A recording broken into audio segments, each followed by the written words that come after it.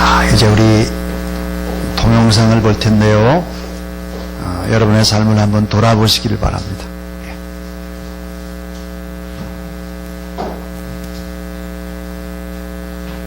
머리가 하얀 70이 넘어 보이시는 어떤 장모님이 계셨습니다. 잠깐 아들한테 전화를 했대요. 아버지 전화 왜 하셨어요? 무슨 일 있었어요? 아니야, 뭐 무슨 일이 있기는. 근데 왜 전화하셨어요? 아니야, 다른 게 아니고 말이지. 사실은 있잖아. 내가 너를 사랑한다고. 뭐라고요? 아버지 지금 뭐라 그러셨어요? 내가 너를 사랑하는데 말이야. 우리 아들이 아무 대답이 없어요. 미안하다. 미안한 게 많아.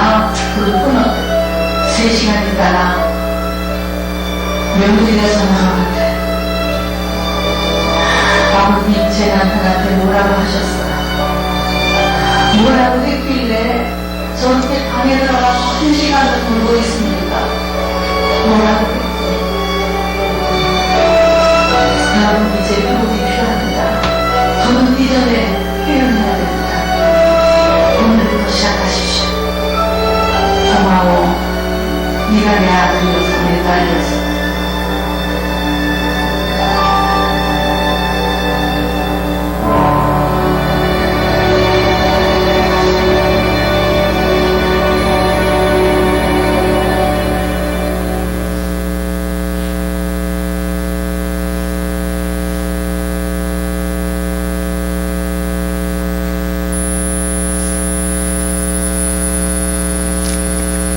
영상 하나를 다시 볼 건데요.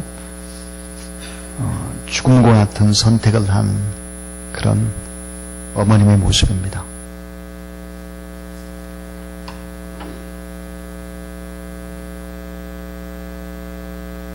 지난 7일 소련 아르메니아 공화국에서 발생한 지진으로 4만 명 내지 4만 5천 명이 숨지고 12,000여 명이 부상했다는 소련 당국의 첫 공식 발표가 있긴 했습니다만 일부에서는 이번 지진으로 인한 사망자가 10만 명을 넘어서 15만 명이 이를 것으로 우려하고 있습니다. 우리 신부의 이희수 기자입니다. I waited 3 hours for rescue, said this man. So I saw everything. It was beyond belief. If I could have killed myself, I would have. 현재 재해 현장에 급파된 구조반은 필사적으로 생존자 구출 작업을 벌이고 있지만은 중장비가 부족해 그물더미 아래서 구조를 호소하는 소리를 듣고도 이들을 구해내지 못하고 있습니다.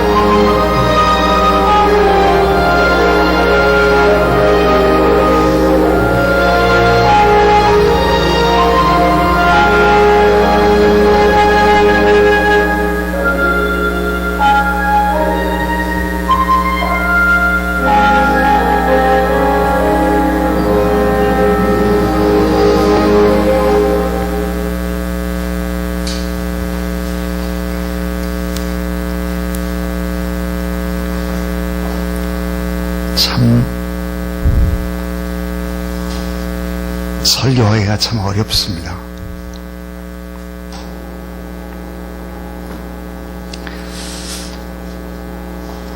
공경하라고 하는 말의 의미가 세 가지가 있다 그럽니다. 공경하라는 말의 의미는 뭘까? 그것은 존경하라는 말입니다. 존경하라. 공경하라는 말은 부모를 부모로 존경하라는 뜻입니다. 레위기 19장 32절에 너희는 셋머리 앞에 일어서고 노인의 얼굴을 공경하며 내 하나님 여호와를 경외하라 그랬습니다. 주 안에서 신앙으로 하는 존경, 부모님을 부모님으로 존경하라. 인간의 가장 근본되는 도리가 부모를 공경하는 것이다. 변함없는 진리입니다. 학교에서 또 교회에서 종종 이런 조사를 해봅니다. 이 세상에다 제1순위로 존경하는 인물을 꼽으라 그러면 그 인물이 우리의 어머니입니다. 우리의 아버지입니다. 이렇게 말을 들을 수 있는 부모는 그 인생을 정말로 값지게 살아온, 후회함이 없는 축복된 인생을 살아온 분이다. 그런 생각이 듭니다. 저희 기도 제목이 하나 있습니다. 우리 교회에 나오는 모든 부모님들이 자녀로부터 제1순위로 난 우리 아빠를 존경해, 난 우리 엄마를 존경해, 이런 이야기를 듣게 되는 그런 여러분의 생이 될 수 있기를 주님의 이름으로 축복합니다. 부모로 살아온 인생의 길을 인정하고 그리고 참 즐거워하고 그 어머니 아버지의 모습 속에서 잘 보이지 않는 하나님의 눈을 보고 하나님의 가슴을 느끼고 하나님의 손발을 경험할 수 있다면 이보다 아름다운 인생은 없을 것입니다. 오늘 본문은 룻의 가정입니다. 룻에게는 엄청난 불행이 닥쳤습니다. 남편이 먼저 세상을 떠난 것이죠. 근데 남편만 떠난 것이 아니라 시아버님도 세상을 떠났습니다. 시아버님도 떠나버리고 동시에 남편의 형제인 시동생들도 모두 다 죽은 것입니다. 그러니까 이 룻은 시어머니도 과부, 자신도 과부, 동서들도 다 과부, 살아있으나 아이들을 낳을 수 없는 청상 과부가 된 것입니다. 다 묻어진 가정. 이 묻어진 가정에 누가 남았느냐? 시어머니와 룻 자기뿐이었습니다. 동서들은 그의 친정으로 다 시어머니가 돌려보낸 거예요. 다 가라 해가지고. 근데 이 시어머니는 며느리 룻을 너무 사랑해서 이제 룻마저 떠나보내려고 합니다. 이때 룻의 고백이 오늘 우리가 읽은 성경의 본문입니다. 이 룻의 고백은 어머니를 향한, 시어머니를 향한 사랑의 고백이면서 동시에 룻의 신앙의 고백이다, 이렇게 말할 수 있습니다. 한번 제가 읽어보겠습니다. 룻이 이르되 내게 어머니를 떠나며 어머니를 따르지 말고 돌아가라 강권하지 마옵소서. 자, 어머니께서 가시는 곳에 나도 가고 어머니께서 머무르시는 곳에 나도 머물겠나이다. 어머니의 백성이 나의 백성이 되고 어머니의 하나님이 나의 하나님이 되시리니 어머니께서 죽으시는 곳에서 나도 죽어 거기 묻힐 것이라. 만일 내가 죽는 일 외에 어머니를 떠나면 여호와께서 내게 벌을 내리시고 더 내리시기를 원하나이다. 자, 룻이 시어머니를 어떻게 공격을 했나 하는 것을 보여주고 있는 말씀입니다. 이 같은 룻의 신앙은 어떻게 됐을까요? 훗날 몰락한 유다 지파 속에 하나님이 개입을 하십니다. 그래서 엘리멜렉 유다 족장 가문의 후손도 남편의 가문 모두 다 회복시켜 주시는 것이죠. 하나님은 어떤 분일까? 안 되는 곳에서도 되게 하시는 하나님인 걸 믿으시기 바랍니다. 자, 모든 것이 다 좋은 조건이라 할지라도 하나님이 빠져버리면 다 없는 거죠. 하나님 빠져버리면 다 헛된 것이 되는 것이죠. 모든 것이 다 없다고 할지라도 하나님 한 분만 모시면 청상 과부에게도 축복의 길이 열리는 것입니다. 이렇게 효도하는 것도 존경하는 것도 다 신앙 안에서 이루어지는 기적인 것이죠. 그 다음에 이 공경하라라고 하는 이 말의 의미, 첫 번째가 존경하라 그랬다면 두 번째는 따라하세요. 보답하라. 네, 보답하라 그 말입니다. 시편 116편 12절 내게 주신 모든 은혜를 내가 여호와께 무엇으로 보답할까 그랬습니다. 자, 하나님의 은혜에 보답하는 것이 감사입니다. 그렇다면 부모님의 은혜에 보답하는 것이 바로 효도인데요. 세상에서 받은 은혜를 갚는 것, 이것이 인생입니다. 받은 것을 갚는 것이 인생이죠.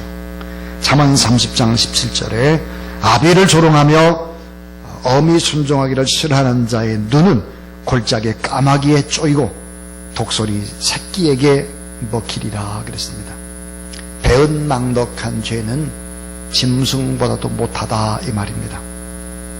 십계명에 보니까 1계명에서부터 4계명은 하나님을 경외하고 하나님을 사랑하고 하나님을 예배하는 아주 중요한 계명이죠. 이 10계명은 원리가 뭐냐면 1계명을 어기는 것이 가장 큰 죄예요. 2계명은 그거보다 조금 덜한데 그것도 큰 거죠. 3번, 4번 이렇게 하는데 5번 내 부모를 공경하라 그랬습니다. 그 다음에 살인하지 말라, 간음하지 말라, 도둑질하지 말라 이렇게 쭉 나옵니다. 다시 말하면 부모를 공경하지 않는 것은 살인하는 죄보다 더 무서운 죄, 간음, 도둑질, 거짓은 것, 이웃을 탐하는 이런 것보다 훨씬 더 나쁜 죄의 질에 해당하는 것이 뭘까? 그게 바로 부모를 공경하지 않는 죄입니다. 그래서 성경은 부모를 공경하지 않는 사람은 돌로 쳐 죽이라 그랬어요. 왜요? 부모 공경이 얼마나 이 사회를 떠받치는 힘이 되는 것이죠. 정치, 경제, 사회, 문화, 교육, 윤리, 도덕 이 모든 것들을 다 떠받치는 근간이 되는 것이 부모 공경인 것입니다. 십계명이 두 돌판으로 되어 있어요. 첫 번째 돌판이 1계명부터 4계명. 또 하나의 돌판이 있다면 인간을 향한 첫 계명 5계명부터 10계명인데 이 두 계명을 이어주는 역할을 하는 것이 바로 부모 공경입니다. 그래서 이 보답하라 하는 거예요. 시어머니가 김치를 담가가지고 아들 집으로 갔대요. 아파트 문이 살짝 열려 있어가지고 고려 이렇게 딱 들어갔어요. 조용히 들어갔는데 보니까 며느리가 아들 옆에 아양을 떠면서 대화를 하고 있는 거예요. 자기야, 자기는 이 세상에 누가 최고로 좋아? 첫 번째 1번이 누구야? 그랬더니 이 남편이 물론 당신이지. 당신이 1번이야. 그럼 자기가 두 번째는 누구야? 우리 아이들이. 세 번째는 장모님이지. 장모님이. 넷째는 우리 집 강아지. 그 다섯 번째는 누구야? 그랬더니 남편이 한참 머뭇거리다가 우리 엄마 그랬습니다. 이 말을 듣고 있던 시어머니가 도저히 그 자리에 있을 수가 없는 거예요. 그래서 김치를 가지고 다시 경비실에 내려갔습니다. 그리고 떠나면서 경비원 아저씨한테 이런 메모를 남겼습니다. 1번아 잘 먹어라. 5번이 두고 간다.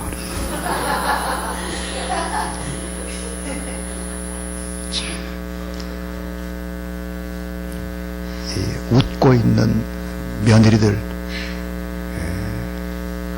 정신 차려서 보답하시기를 바랍니다. 오늘따라 2부 예배 사람들이 많이 나왔더라고요. 그리고 또 오늘따라 또, 5층에 식사 준비하는 며느리들이 많아요. 꼭 들어야 되는데, 보답하라, 이 말, 보답하라.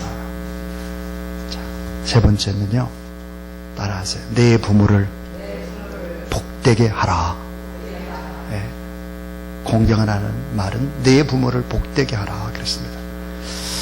에베소 6장 1절부터 3절에 보니까 자녀들아 주 안에서 부모에게 순종하라. 이것이 옳으니라. 내 아버지와 어머니를 공경하라. 이어서 내가 잘되고 땅에서 장수하리라. 그랬습니다. 이 부모를 공경한다는 게 뭘까? 이게 옳은 일이 되는 거예요. 옳은 일, 옳은 일. 인간이 해야 되는 최고 옳은 일, 최고의 옳은 일이 부모를 공경하는 것이다. 또 하나는 잘 되는 일이다 그랬어요. 부모 공경이 내가 잘 되는 길이다. 여러분, 십계명은 상호적인 계명입니다. 어떤 한 사람만 잘하라는 게 아니에요. 에? 상호적이죠. 부모 공경을 잘 해봐라. 내가 잘 되는 길이다 그랬어요. 네가 부모 공경을 잘 해봐라. 너희 아들과 딸로부터 네가 존경을 받고 보답을 받게 될 것이다 그 말이에요. 또 하나, 땅에서 장수하는 일이다 그랬어요. 땅에서 장수하리라. 여러분, 이 장수, 성경은 오래오래 긴 시간 동안 살아가는 것만 장수라고 얘기하지 않아요. 뭐예요? 오래오래 살려면 먹고 마시고 자고 하는 문제가 해결되어야 합니다. 안전한 보호하심과 지키심이 해결되어야 하는 것입니다. 거기에 마음의 건강인 평안함과 또 육체적인 건강도 하나님이 다 이 장수라고 하는 속에 포함시켜 놓고 있죠. 땅에서 장수하는 일, 또 여러분이 잘 되는 일, 이게 인간으로 최고 옳은 일, 내 부모를 복되게 하는 것이다 그랬습니다. 여러분, 예수 그리스도 안에서 아름답게 신앙생활 하는 사람들을 만나보세요. 그러면 그분들은 누구를 만나든지 배웁니다. 예를 들어서 주 안에서 성공한 사람을 만나면 배울 점이 참 많습니다. 그분들의 신실함과 성실함과 근면함을 배우는 것입니다. 근데 또 가난한 분을 만나면 그 가난한 사람 속에서 또 배울 것이 많습니다. 청빈함과 또 겸손함과 또 우리 주산항교회 안에는 부유함, 이런 누릴 수 있음, 이런 것들도 다 내려놓고 선교사로 나가서 주의 복음을 위해서 애쓰고 수고하는, 자발적으로 어려운 길을 선택한, 자발적으로 고난의 길을 선택한 사람들이 많은 교회입니다. 우리 교회 자랑거리 중에 자랑거리입니다. 가난한 사람을 만나면 청빈과 겸손을 배우는 것입니다.